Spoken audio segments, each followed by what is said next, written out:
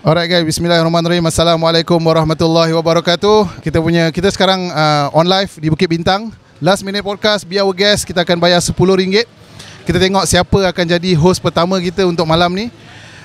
Yang mana kita akan random borak je, tapi kita nak ambil positive words daripada dia. Masya Allah. Kita masih menunggu, belum ada orang yang aku tak tahu siapa guest kita hari ni. Kita tim ingat dia nak duduk. Aku dah cuak. Okay guys, be our random podcast, random guest. Kita try. Bismillahirrahmanirrahim. Ya Allah, hantarlah orang yang baik-baik. Jadi orang kat Bukit Bintang ni dia tengah sibuk. Kita tunggu je siapa yang nak cakap. Kita akan share benda-benda yang positif untuk hari ni. Kamera sentiasa roll kan? Kamera sentiasa roll sebab kita tak tahu bila atau siapa yang akan duduk dekat sini nanti. Kita menanti. Tapi hujan macam turun. Bang, Assalamualaikum. Bang nak borak ke? Nak borak dengan saya podcast? Okay guys, sambil-sambil tu saya borak sikit. Sebelum ni kita dah buat podcast few times juga. Dah 2-3 tahun sebelum ni. Tapi kita tak konsisten. Jadi dia susah lah kita nak set up guest. Kita nak panggil guest yang sesuai untuk podcast kita. Dia sepatutnya kena ada 2 orang lah kat sini kan, 2 orang kat sini baru best borak. Sebab sebelum ni ada Eddie kan. So bila seorang-seorang ni dia pisang sikit. Tapi tak apa, kita cuba siapa yang sedia jadi kita punya guest untuk malam ni. Walaupun hujan dah menitik di tengah-tengah Bukit Bintang ni. Ni first time juga aku buat ni, duduk di tengah-tengah Bukit Bintang ni, nak menanti guest. Siapa? Kawi. Panggil-panggil. Tapi lagi aku pula kena tebuk. Boleh lah. Jadi first host Kawi Assalamualaikum. Masya Allah. Assalamualaikum brother. Kita orang pun nak buat macam korang tak? Korang nak buat tebuk Korang tiru doh. Tapi dia dapat 100, kita dapat RM10 je. Dah lama korang buat Baru nak buat sebenarnya. Korang ready tak nak jadi kita punya host untuk hari ni? Okay? Boleh? Kalau boleh. Tapi aku kena pasal aku punya dulu tebuk. Alamak. Aku start dulu ke? Tak kisah. Aku start dulu. Okay. Kita jumpa Kawi guys hari ni. Hari ni kita dapat Kawi dalam kita punya host. Sebenarnya aku yang tebuk orang. Hari ni kita tebuk Kawi. Orang pula yang okey, tak apa. Okay.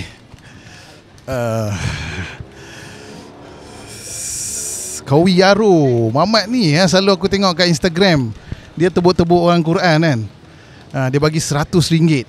Tapi kita buat podcast sebab kita punya podcast ni tak ada memerlukan. Okay, Kawi dengar suara saya Dengar. Mantap. Hoi. Assalamualaikum Kawi. Okey, masih biasa Salam. Aku pun nervous ni kan. First time aku bercakap dengan Kawi Yaro ni. Dia selalu tebuk orang Quran je. Okay Kawi, apa khabar, sihat Alhamdulillah sihat. So apa buat hari ni? Alhamdulillah sihat. Apa buat hari ni kat Bukit Bintang? Macam biasa lah. Konten aku tebuk-tebuk ngaji. Ada problem sikit tadi, termati. Biasalah kan. Biasalah hujan kau kan. Ujian. Aku baru nak tanya kau hujan kau macam mana sebelum ni kau tebuk orang. Allah terus bagi hujan kau kan. Tu kena hadap sikit lah hujan ni. Okay, Kawi, macam ni lah. Last minute podcast ni asalnya aku buat dengan seorang member aku, nama dia Eddie. Okay. Sebab kenapa nama dia last minute? Sebab memang kita orang buat benda ni semua last minute lah, kelang kabut lah. Dan apa yang aku punya mindset aku adalah kalau tak buat tak jadi. Betul. So last minute ke first minute ke, yang penting buat. Yang penting buat. Yes. Okay, right Kawi. So untuk podcast aku ni biasa aku akan tanya orang simple je sebab dia random stranger kan. Okay. Soalan pertama dia adalah apa benda yang paling best yang berlaku dalam kehidupan kau? Cuba kau share. Uish. Berat juga soalan dia memang berat. Tak ada fikiran apa benda kau rasa benda paling best yang Allah pernah anugerahkan dalam hidup kau? Apa benda paling best yang pernah berlaku? Okay, alhamdulillah, bagi aku of course yang paling best yang Allah dah anugerahkan kat aku, of course Al-Quran. Masya Allah. Al-Quran Sebab kalau nak cakap iman dengan agama tu semua orang dapat. Semua orang akan bersyukur dengan satu benda tu, nikmat kan.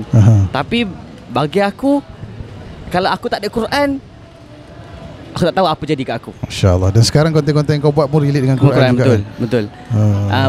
Bukan setakat menghafal Al-Quran tu lah. Maksudnya dalam segi apa suasana agama tu, dalam segi betapa fahamnya aku dengan Al-Quran tu, dia boleh jaga kita macam tu lah.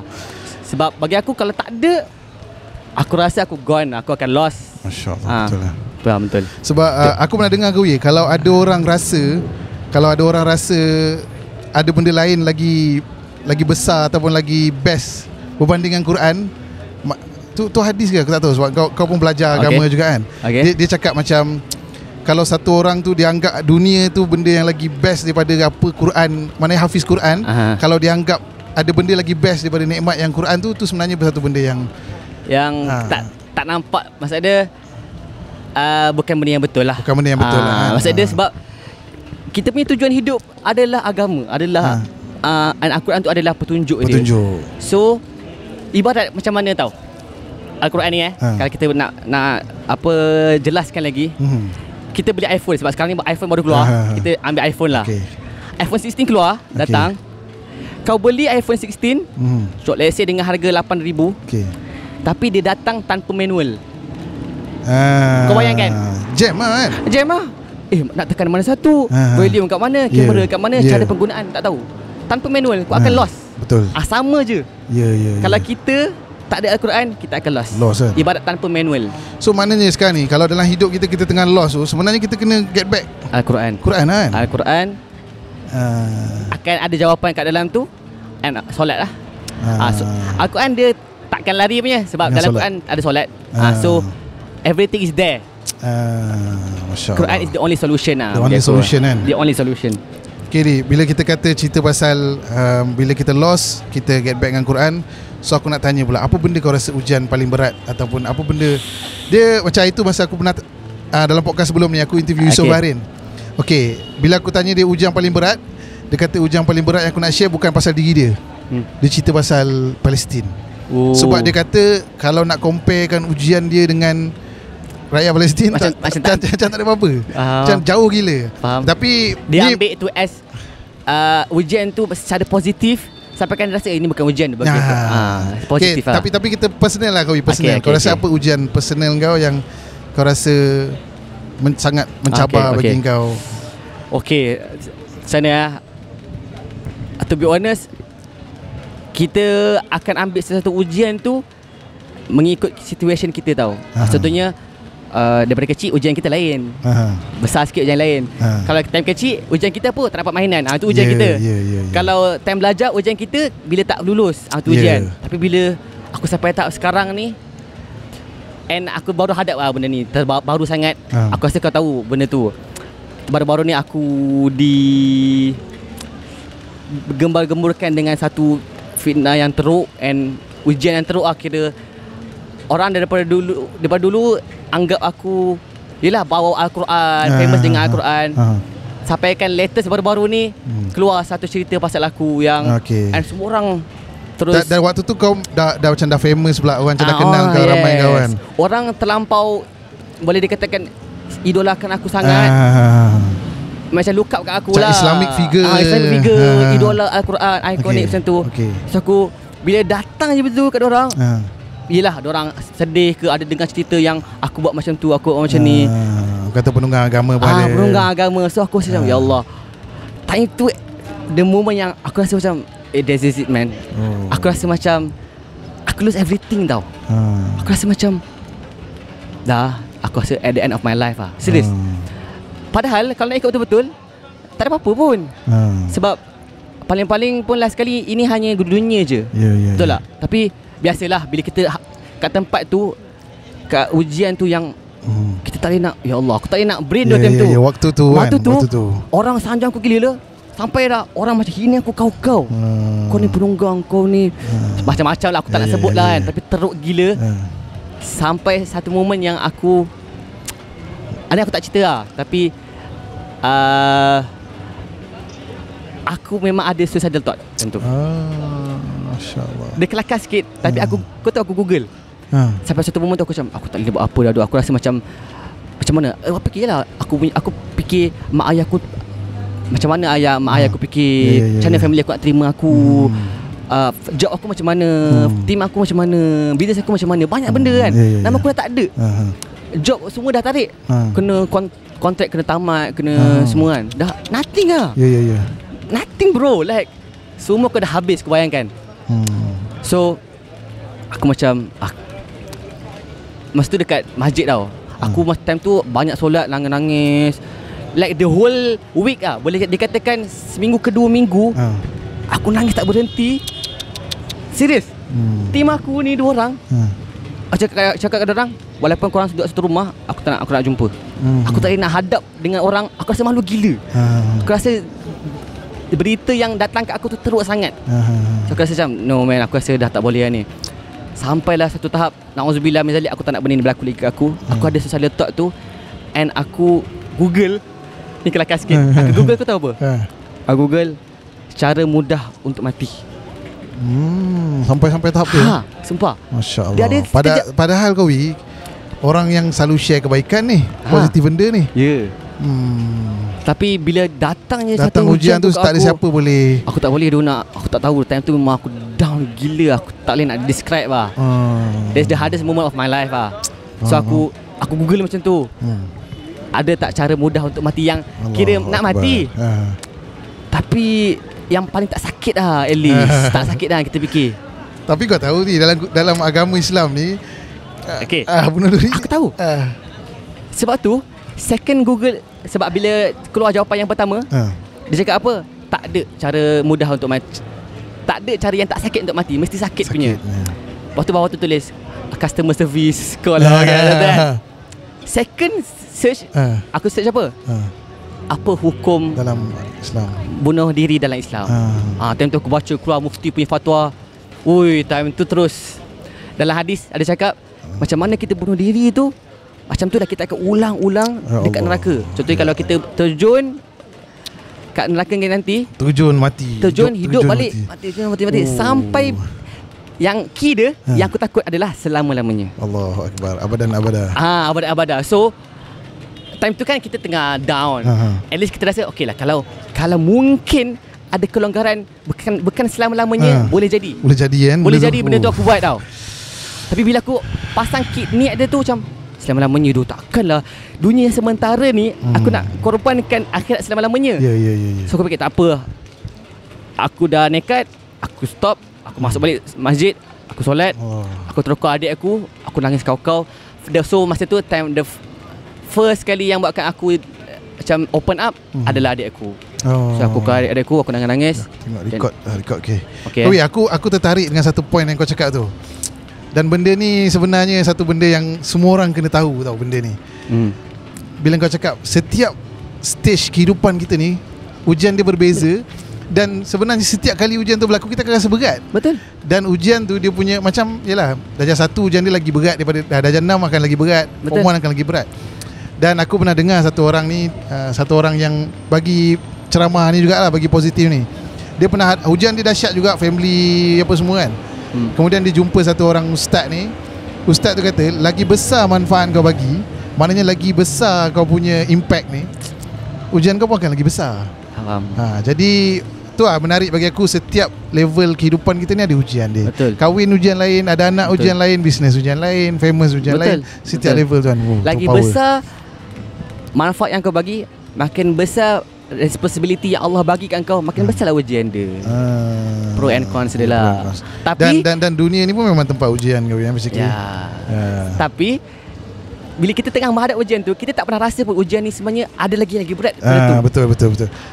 Itu satu point lain yang kau tak boleh pandang rendah bila orang hadap ujian. Betul. Sebab orang yang tengah menghadap ni dia, kau jangan cakap solat lah kau ada ujian. Contohnya orang lain lagi berat ujian ni. Jangan compare macam tu. Sebab kita tak tahu orang tu punya ujian kan. Betul. Sebab tu dalam Quran kan, sebab tu dalam Quran ada Allah sebut dekat Nabi, wadduha wal laili idza taja ma wadda'aka rabbuka wa ma qala walal akhiratu khairul laka minal ula. Ya, ujian ni memang banyak dekat dunia ni, tapi jangan risau, akhirat lebih baik daripada dunia. Masya-Allah. And ada ayat dia apa? Alam yajidka yatiman fa'awa. Maksud dia, bukankah time kau yatim dulu aku yang jaga kau? Itu untuk Nabi. Tapi kalau untuk kita, bukankah masa kau ada ujian sebelum ni aku dah settlekan dah? Yang dulu tu settle dulu je kan. Dah. Apa yang menyebabkan sekarang ni aku tak boleh settle kan? Allah dah bagi tahu dah. So aku macam tapi ini panjang cerita dia. Aku dapat surah Wadduha ni punya tafsir time aku jumpa masa tu Ustaz Adi Hidayat datang Malaysia. So masa tu memang baru lagi kes aku ni. Baru 2 minggu. Time tu aku tak boleh tak settle lagi semua benda. Aku tak boleh nak brain lagi, tapi aku pergi. Alhamdulillah, setiap apa yang Ustaz Adi cerita tu semua bagi konsol dekat aku, bagi tenang hati aku terus lah. Dengan satu surah Wadduha je. Masya Allah. So bagi aku, kalau korang semua ada masalah, Wadduha adalah surah Wadduha, surah penenang adalah solution dia, adalah motivation dia. Masya Allah. Serius. Ini itulah, memang ini rezeki kita dapat jumpa Qawi ni yang memang dia cerita pasal Quran, dia tebuk Quran dan dia tahu apa cerita di sebalik surah-surah Quran ni. Harap manfaat insya-Allah. Insya-Allah terbaik Qawi. Okay Qawi. Okay. Sebenarnya kenapa aku selalu raiskan dalam podcast aku pasal ujian, pasal nikmat ni? Itulah sebab aku juga sebenarnya antara orang yang orang selalu datang jumpa share masalah kat aku. Okay. Like macam counselling lah, counselor. Aku tak adalah counselling, cuma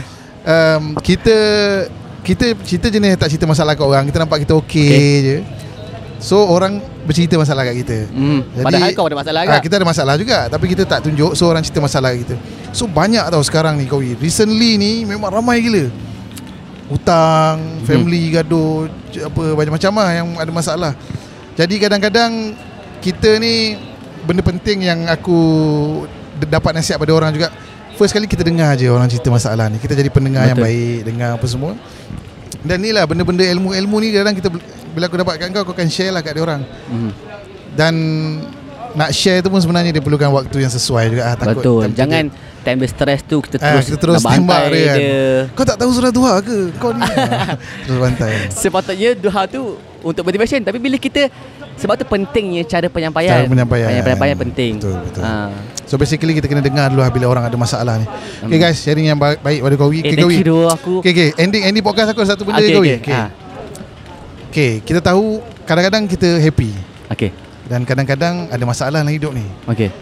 Dan satu benda yang kita kena tahu juga, yang happy ni pun sementara, susah ni pun sementara. Betul. Dia good news untuk orang yang tengah bersedih ada masalah. Betul. Benda tu sementara, dia akan settle. Macam Qawi cakap, dulu punya masalah kita dah settle lah, Allah dah settle kan. So masalah yang korang tengah hadapi pun Allah akan settle kan, InsyaAllah, confirm. Dan bad news untuk orang yang sedang rasa hidup dia sedang di kemuncak, benda tu pun sementara. Betul. So kau boleh share sikit Qawi pasal semua benda sementara ni. Semua benda sementara lah. Kira everything is temporary lah. Everything is temporary. Dia dua-dua, sebab macam aku cakap tadi, apa benda je yang baik, nikmat, kejayaan, kehebatan yang Allah bagi dekat kita sementara, bagus, kira kita patut bersyukur. Tetapi kena ingat yang benda tu sementara. Jangan buat benda tu terleka. Kita terleka dengan benda tu. Kita, Allah bagi tinggi, kena ingat it's temporary. So kita jangan terleka sampai kita jauh daripada Allah. Dan the good news untuk orang yang ada masalah, betapa susahnya masalah kita, betapa beratnya ujian kita, jangan risau. Sementara je. Ini bukan Qawi cakap, bukan kita cakap. Allah cakap wadduha wal laili idza saja ma wadda'aka rabbuka wa ma qala. Aku bersumpah, aku tak akan tinggalkan kau. Aku tak akan benci kau. Bro, itu Allah bagi tahu. Aku bagi contoh. Kalau kau ada masalah, tiba-tiba datang Tan Sri Anwar Ibrahim datang kat kau. Jangan risau, aku ada dengan kau. Relax lah. Apa kau rasa? Menteri ke backup aku? Menteri backup kau kan? Settle lah, mesti kau rasa settle lah. Ini bayangkan, raja segala raja cakap kat kau. Allahu Akbar. Apa lagi yang kita nak? Tak ada dah. Tapi itulah Qawi, aku pernah cakap, pernah borak juga benda-benda macam ni dengan orang-orang yang dia punya foundation dia mungkin tak strong. Faham, betul. So dia kata, tapi lain orang lain bro, dia punya keyakinan, dia punya kepercayaan apa semua kan. Betul. Kalau macam tu juga pula, apa benda kau rasa dia punya nasihat untuk orang yang mungkin dia belum betul-betul rasa besarnya Allah? Ni berat ni. Berat. Memang baru tadi aku dapat soalan dekat aku punya Instagram juga. Dia tanya aku macam mana tahu? Boleh tak bagi solution untuk ketenangan selain daripada solat? Dia cakap macam tu. Aku cakap dalam hati aku tak reply kat dia lah. Dalam hati aku, no, there's no solution tanpa solat. Solat is the only solution.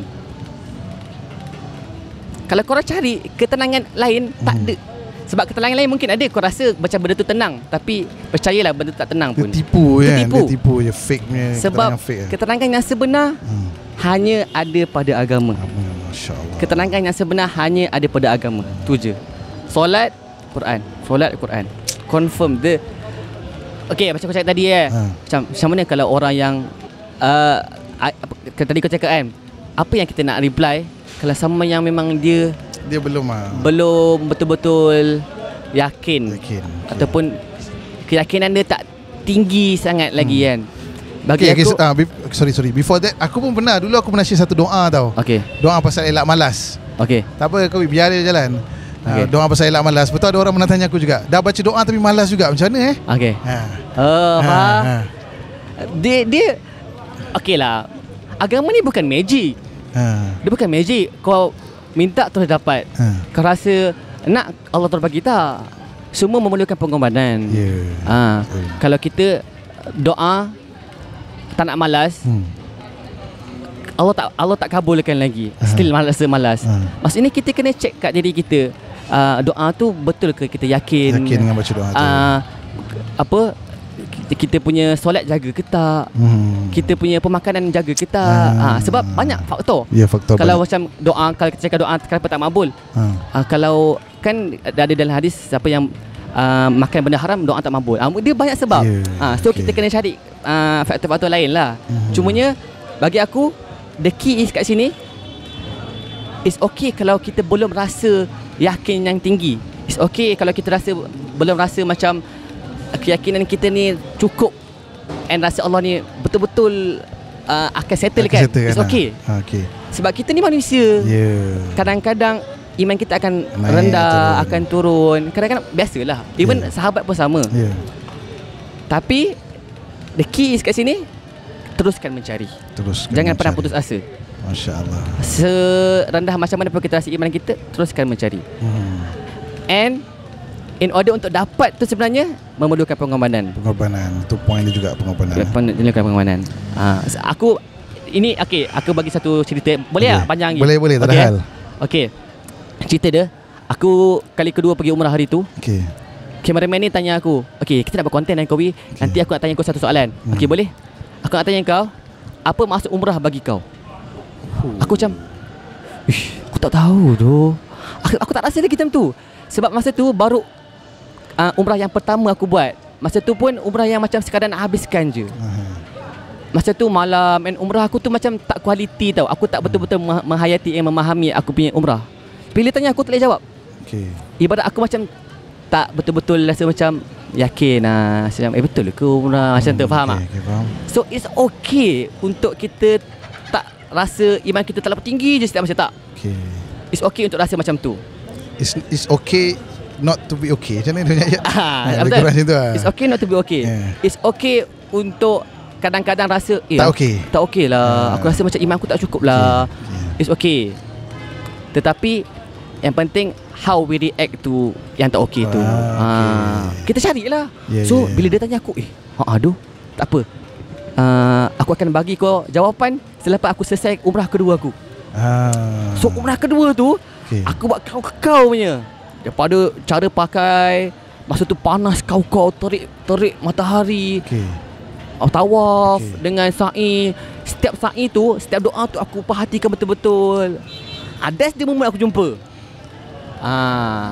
Nak bagi tahu, lagi tinggi pengorbanan kita, lagi tinggi pemahaman yang Allah akan bagi kita. Masya-Allah, betul. Dan apa benda tadi aku lupa tadi. Allahumma salli ala sayyidina Muhammad. Dan aku punya, kita cakap it's okay to be not to feel not okay tu kan. Aku punya guru aku pernah cakap juga. Masa kita orang buat kita orang punya proses perjalanan ni apa semua, Kita cakap tak rasa apa-apa pun, Ki, saya tanya dia kan. Dia cakap tak rasa apa-apa tu sebenarnya satu rasa. So kita kena appreciate yang kita tahu yang kita tak rasa apa-apa. So bila kita tak rasa apa-apa ni, macam back to apa yang cakap tu, kadang-kadang bila kita tahu kita tak okey tu, kita akan cari, kita akan terus mencari. Kalau kita tak tahu yang kita tak rasa apa-apa, kita akan lalai kita akan terus lah. Kita rasa kita tahu, kita rasa dapat. Ni satu lagi nasihat Ustaz aku Maulana Sulaiman Mula baru datang daripada Afrika, datang ke Malaysia minggu lepas. Minggu ni lah. Dia cakap satu ayat ni amazing gila. Soalan ni ditanya oleh aku punya anak murid hari Rabu hari tu, hari Khamis. Dia cakap, Ustaz, lepas tu kau tanyakan lah? Tak tanya pun sebab, tapi aku dapat dia punya advice tu, aku bagi kat dia. Dia tanya soalan, Ustaz, saya semua benda saya minta semua dapat. Saya doa semua dapat. Allah bagi ketenangan, Allah bagi semua dapat. Tapi saya rasa macam ibadah saya tak cukup khusyuk lah, tak cukup betul lah. Macam mana cakap, baguslah rasa macam tu. Sebab apa? Dia cakap, Ustaz aku cakap, fafil amni khawfun wafil khawfi amnun. Maksud dia, dalam ketidaksenangan akan ada aman. Bila ada ketakutan, kita always akan rasa macam takut dah, tak cukup lah. Bila kita rasa macam faham tak? Faham. Contohnya, bila kita rasa diri kita tak perfect, kita akan always improve untuk jadi perfect, untuk akan nak improve. Tapi kalau kita dah rasa diri kita ni baik, itu akan bahaya. Sebab tu cakap fafil amni, bila kita dah tenang, amni kan aman. Bila kita dah tenang, rasa macam diri ni dah cukup, sumber ni dah okey, dia rasa macam okey, aku punya solat dah cukup, puasa cukup lah. That's the moment kita akan dapat kesedihan, khaufun. Masya Allah. Ada satu kata-kata daripada Sayyidah Aisyah, kalau tak silap boleh check. Sayyidah Aisyah cakap, the moment kita rasa kita baik, that's the moment kita akan jadi jahat. Allahu Akbar. Ataupun biasa kajian bagi tahu, zon yang paling bahaya adalah comfort zone tu. Rasa selesa, rasa kau okey, rasa kau baik tu. Alright Kawi, thanks. Terima kasih dah. Kau boleh sambung tepuk orang lepas ni. Aku pun nak sambung cari orang untuk podcast aku. Tak sangka lah tiba-tiba jadi podcast kat sini. Jadi podcast terus. Aku pun thanks Kawi. Aku tepuk, boleh tepuk kau lagi? Kau tepuk orang lain. Bagi chance lah satu. Kau dah podcast aku. Boleh lah. Satu ke? Jujur lah Kawi, aku sebenarnya bukanlah penghafaz Quran. Di mana surah-surah yang kau rasa macam kau hafal le, juz berapa? Ayat-ayat yang mungkin yang famous lah. Famous lah. Okey. Aku try Kalau kau dapat lah. Tak dapat, kita cut lah. Okey. A'udzu billahi minasyaitonir rajim. لا يستوي أصحاب النار وأصحاب الجنة أصحاب الجنة هم الفائزون. Nak start balik ke nak sambung terus? Sambung je. La yastawi ashab. Cuba. Bismillahirrahmanirrahim. لا يستوي أصحاب النار وأصحاب الجنة أصحاب الجنة هم الفائزون.